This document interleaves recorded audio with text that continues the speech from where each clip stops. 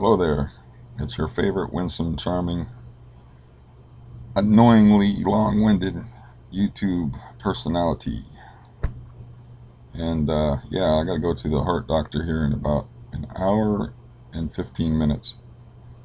And I feel like it's the first day of school. And the way I used to feel on the first day of school was my stomach was a mess. And I feel a little bit out of my head. And yeah, I used to feel like that on most days of school because the environment I grew up in was very serious environment. Everything was life and death. And while my father could be described as abusive by some, the main thing was is you had that threat of violence and volatility was in the air all the time, so you had to be careful. And so there was no devil may care. There's no devil may care attitude when you might be living with the devil, because the devil does care. But yeah, I'm in a better mood than the last video. The last video, I was low and really, really felt horrible, you know. And yeah, but yeah, I'm gonna take half a milligram of Xanax before I go to the heart doctor.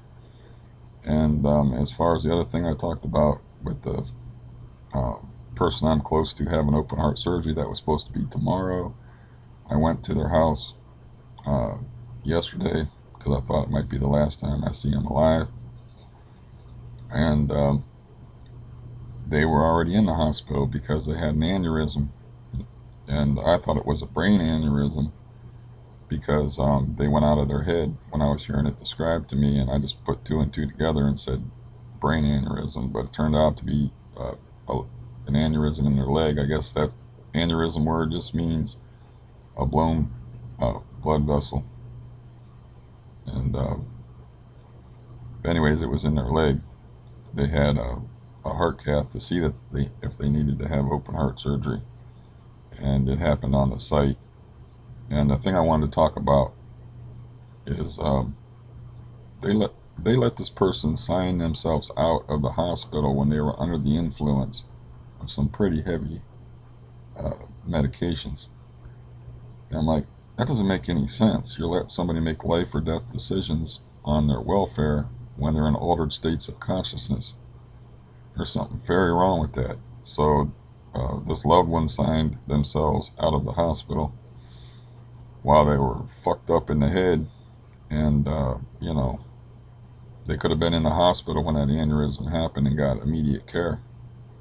So you know, that's very upsetting to anybody that knows her because, well, you know, I'm sure you understand that it doesn't make any sense.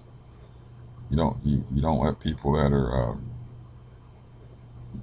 drugged out of their minds make very important decisions. You don't let people that are drunk drive a freaking car, do you? So, um, but yeah, I had to remake this. Usually I just whatever I throw on here. This is, you know, I don't do any takes. This is just raw, unadulterated Steve. So, but I had to redo this video because I mentioned my PCP, my primary caregiver doctor by name, and that's a no-no because I've been saying bad things about him. So, you know, I had to redo this. It was right at the end of the video too. So I was like, damn it, I gotta do this again. But yeah, usually I just, however it comes out, I don't, is how it comes out. The only ones I ever pull are the ones where I say too much or the ones that are just too dark and are not going to do anybody any good. So, yeah, my plans as far as the benzo thing is this is a survival month for me. Um, you know, with the emotional stuff I'm dealing with this loved one, and then, you know, I'm still not over the squatter situation because I lived in that situation for months and months, and I'm just trained to be really alert and not sleep. And I still got a lot of stress left over from that. And so I'm just going to be careful. I'm not going back up to a milligram. That's not going to happen unless I'm in like a severe, severe pain. That's the only way I would ever do that because yeah, going from a milligram to a half was catastrophic. It was just horrible. But yeah, I'm okay. Like as far as emotionally and physically, I feel a lot better than the last time I was on here with a red flannel shirt. I don't have this shirt buttoned either. I still got the hypersensitivity on the skin, which I'm going to have to tough it out when I go to the doctor here in a little bit.